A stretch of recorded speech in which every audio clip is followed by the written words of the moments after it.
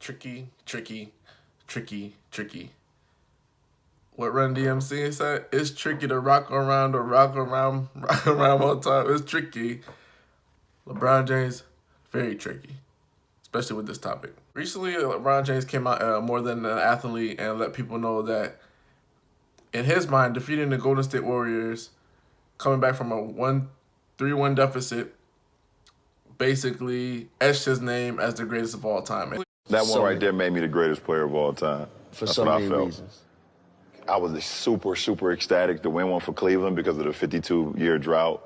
Like, I was ecstatic. Like, obviously, I showed that the first wave of emotion was when everyone saw me crying. Like, that was all for 52 years. Everything in sports was going on in Cleveland. And then after I stopped, I was like, that one right there made you the greatest player of all time. No, usually what happens in history is the victors get to rewrite the history. So remember, like back in the days when the indigenous would be on an island, for example, take Hispaniola, Christopher Columbus comes through, wipes out all their history, introduces disease, and we lose all trace of that indigenous people's history, their culture, their background. Same things like with the Aztecs, a lot of stuff got raped and pillaged by the Spaniards. So this is a different time and different era where history does not get to get rewritten by the victors because we have video, audio, books. Nothing is being destroyed. There are historical records that can always be found and seen, and people that live the situation that are still alive. You and I being some of them. So when LeBron James says, "Hey, I defeated the greatest team of all time coming back from a 1-3 deficit," to me, that already etched me as being the GOAT. We all know that's not true. That could propel them to be more in the conversation. Like, he's the first person to do this in NBA Finals. But, dog, cut that noise off. Pipe it down, shut all that talk down, because we actually lived it. So when you look at when LeBron James is trying to say, number one, he's trying to really etch himself as the GOAT and stuff like that, which to me, him saying this at this time is one of the poorest times to say it, because not only have you lost 3 out of 4 to the Golden State Warriors, they've beaten you convincingly, sweeping you in the finals.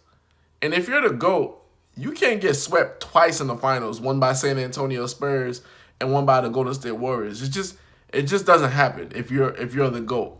So this is poor timing and poor taste, because now we have his whole body of work to really, not the whole body, but most of the body of his work to see what's really going on in his career. For the most part, he's 34 years old. Maybe he has 3 or 4 good years left. But if you're really looking at it, he can't really call himself the GOAT. Now, if he said this right after he beat the Warriors in Game 7, people would be like, yeah, I agree, because a lot of people were saying that. But then to lose back-to-back times in the finals to the Warriors and say to you, you're the GOAT, no, dog, no. Then you look at what happened in the NBA Finals. Draymond Green got suspended. Stephen A. Smith calls this a stimulus package. It was a huge stimulus package because you suspend a starter in the NBA Finals. They basically turned the whole tide. And the NBA was working with this. The NBA colluded with this, of course, because they wanted a Game 7. The Cavaliers were down 3-1. They were getting beat by double digits every single game. Draymond Green gets suspended. That allows the Cavaliers to stem the tide, get a game. Then when Draymond Green came back, he had like 6 points, Game 6. That completely turned the entire tide of the series, because that got the Golden State Warriors out of a rhythm. You suspend their players. Then on top of that, the officiating went from let's officiate basketball to let's officiate football basketball. They allowed the Cleveland Cavaliers to get way more physical, push the guys, foul the guys like crazy, and Warriors weren't getting any calls. And they allowed the Cavaliers to play football basketball. Basketball with football intentions. Guys getting pushed, held on screens, punched, yanked.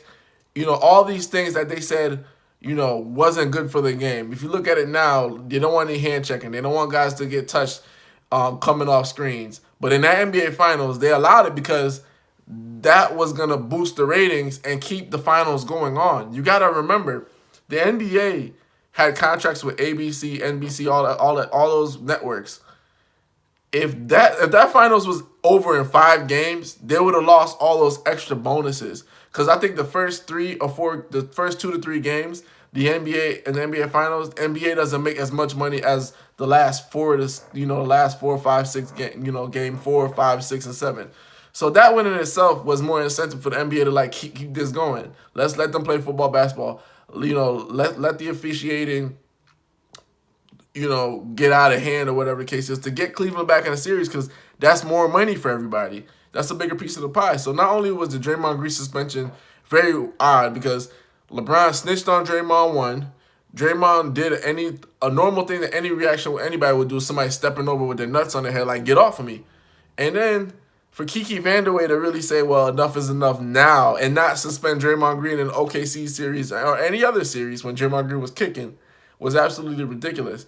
So you could look at it as this is his GOAT moment, or you could really look at it like, look, man, this was really like a stimulus package mixed in with a little bit of help with the officials to get to a Game 7 and LeBron won. So he did have to persevere, but we can't really talk about his championship without talking about a suspension. So in my mind, that really puts an asterisk on your championship because you didn't really beat the Golden State Warriors fair and square. It was more like you had to get help from somewhere.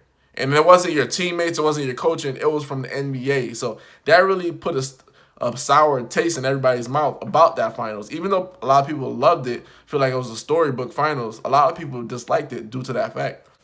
Overall, LeBron's take on the NBA finals and being the GOAT comes off to me as very disingenuous. It's like he always waits for things to die down, and then he tries to assert himself as the greatest player of all time. Like he'll wait for all the Jordan talk, he'll wait for all the losses to die down. Mid-season, he starts talking about being the GOAT again. Or he'll wait till the summer after all the dust settles. He'll start talking about being the GOAT again. It's very annoying and it's very disingenuous because you have, what is his finals record? It was 3-6, right? 3-6. You have six finals losses, correct? Yeah. And you want to consider yourself the GOAT. You got swept in 2 of those finals. Some people say I don't hold it against them. Nah, your record is your record. They hold everything against you. So you're the GOAT, but you got 6 finals losses. Just getting to the finals to me is not good enough. Like a lot of people are like, oh, that's good enough. Like Jerry West made it to the finals 10 times. And a lot of people don't even consider him to be one of the greatest players of all time. His career average is like 27 plus points. Because you know why? That getting to the finals and not winning is not good enough. That's not the platinum standard. I guess that's the gold standard for some people, but that's not the platinum standard that Mike set. And that's just the bottom line. 6 for 6. There's no other conversation or argument really to have. People can say he has the longevity argument. He's gonna have the points. He's gonna have all the records. Just because you play longer than somebody or scored a lot more points than somebody over their career, it doesn't necessarily mean that you're better. Hopefully, people don't get really brainwashed by this talk and don't really entertain this talk because we all know what the truth is. And it's not like our brain, our people have been decimated, our records are gone. Like we can view and document the whole entire series and see what really went on and see how it really went on. Like Draymond Green got suspended in a game that the Warriors went up 3-1.